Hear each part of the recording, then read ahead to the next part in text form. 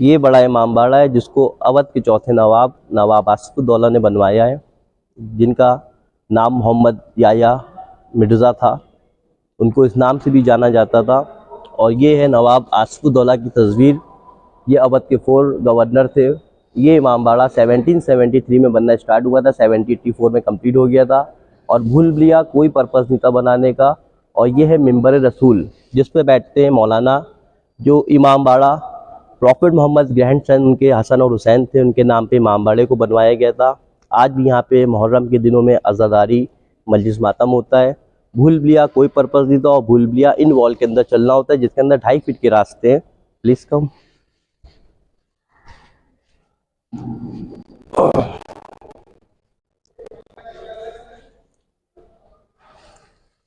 ये पिलर है 15 फीट के, रास्ते 2.5 फीट के। 1024 वेज है, जिसमें से 1023 रॉन्ग वेज है, 1 करेक्ट है। भूल भुलैया कंफ्यूजिंग रास्तों का नाम दे दिया लोगों ने। हिस्ट्री में नाम है इसका आसिफी बड़ा इमामबाड़ा। आसिफी मस्जिद को कहा जाता है। और इमामबाड़ा जिस वक्त अभी हम यहाँ पे मौजूद हैं।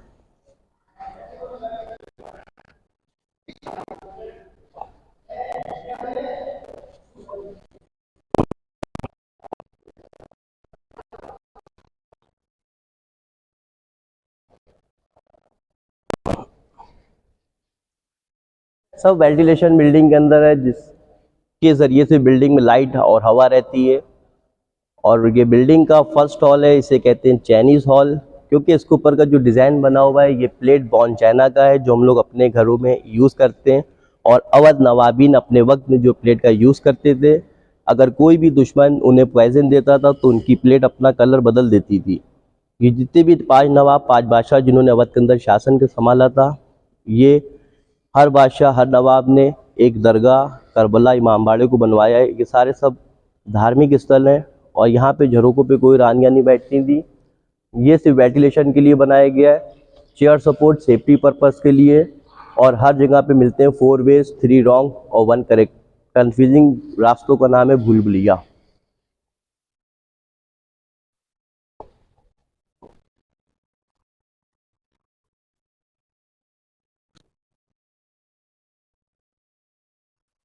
फर्स्ट हॉल चाइनीज़ बिल्डिंग का सेकेंड हॉल, इसे कहते हैं पर्शियन हॉल। एशिया का टॉप हॉल है, विदाउट पिलर रुका हुआ है।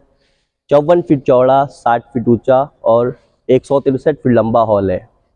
पहले बालकनी पे रास्ते खुले हुए थे, साइडों से लोग इसके ऊपर घूमने के लिए जाते थे, पर 1 साइड से पत्थर कमज़ोर हो गया है, रास्तों को साइडों से ब्लॉक कर दिया गया है। पूरी बिल्डिंग में इकोसिस्टम है। और ये कैंडल स्टैंड रखे हुए हैं, कैंडल का रिफ्लेक्शन होता था इन शीशों से। और बिल्डिंग के अंदर लाइटिंग काफ़ी ज़्यादा हो जाती थी।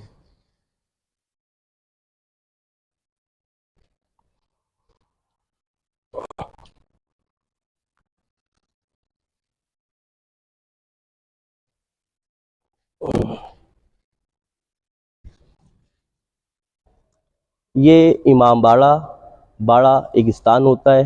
और ये इमाम बारगाह है, जो सभी धर्म के लोग यहाँ पे मुहर्रम में शिरकत करते हैं।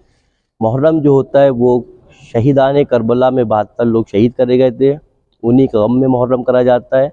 और ये जो इराक में रोज़ा बना हुआ है इमाम हुसैन अलैहिस्सलाम का, ये उसकी है शबी, रेप्लिका भी इसे कह सकते हैं। और जितने भी सब ये इस्लामिक सिंबल लगे हुए हैं, इस्लामिक सिंबल, ये सारे शिया धर्म के हैं, जो हर करबला में हर रोज़े पे धार्मिक जगह पे ये लगाए जाते हैं।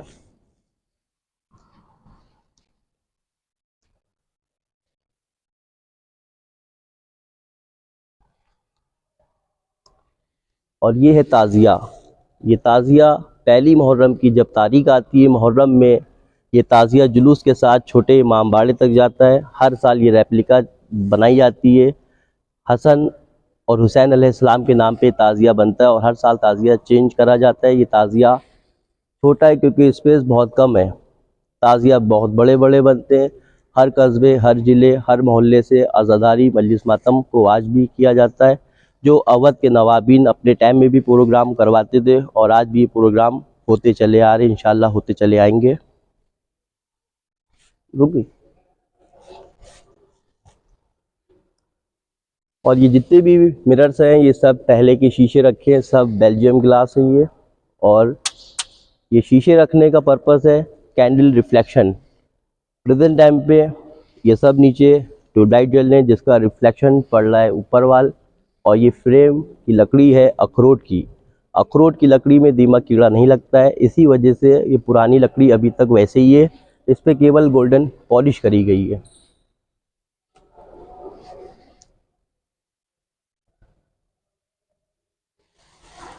इराक में रोज़ा इमाम हुसैन अलैहिस्सलाम बना है। कंट्री इराक और जगह करबला मोहल्ला।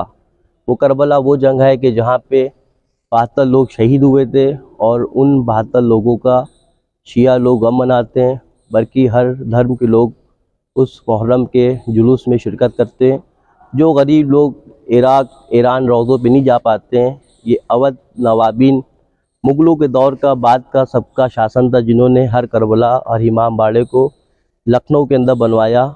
और मुग़ल लोगों ने सब वो इमारतें बनवाई जहाँ पे लोग आज टूरिस्ट प्लेस बना हुआ है।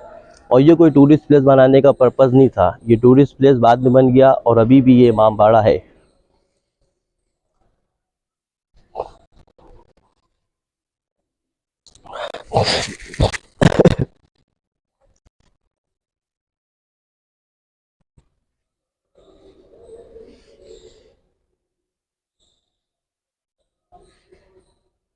रेप्लिका जन्नतुल बकी सऊदी अरब मदीने के पास में जगह है। मदीना मोहम्मद साहब का घर था जहाँ वो रहते थे, और वहाँ की हुकूमत ने 1920 में वहाँ के रोज़े को जो है तोड़वा दिया था, ठंडा करवा दिया था।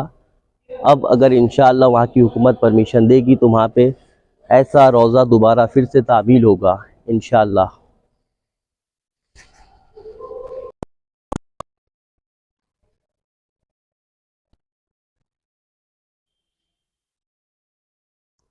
बिल्डिंग का थर्ड हॉल इसे कहते हैं Indian hall, Chinese hall, Persian hall, Indian hall, सब पे अलग अलग डिज़ाइन है। और इसका जो डिज़ाइन है वो बहुत ही अलग डिज़ाइन बनाया है।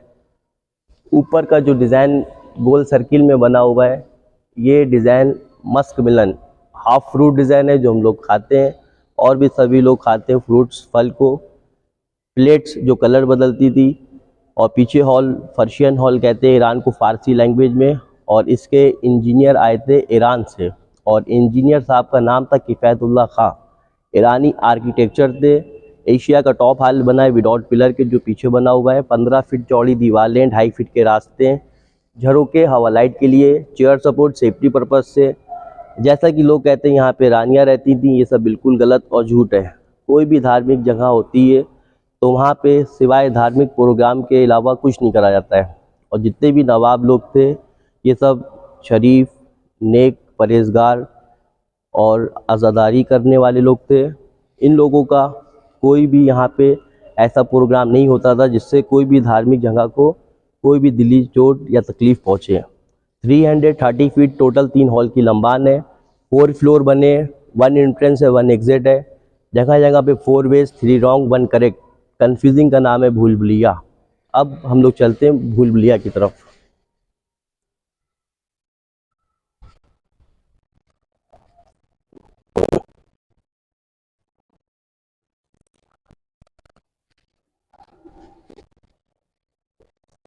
पहचान के पर्पज़ से अंडरग्राउंड बेसमेंट बना है। नवाब आसिफुद्दौला साहब की कब्र है और इनकी वाइफ जिनका नाम था शमशुन्निसा, 2 कब्र को इसके अंदर बनाया गया है।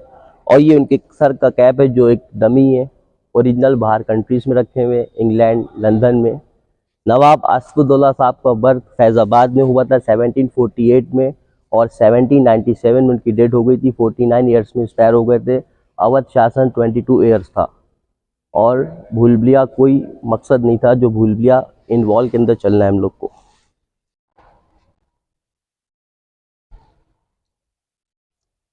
ये जो ताज़िया देख रहे हैं आप लोग, यहाँ पर एक मोहतरमा रहती थी जब ये इमाम बाड़ा नहीं बना था।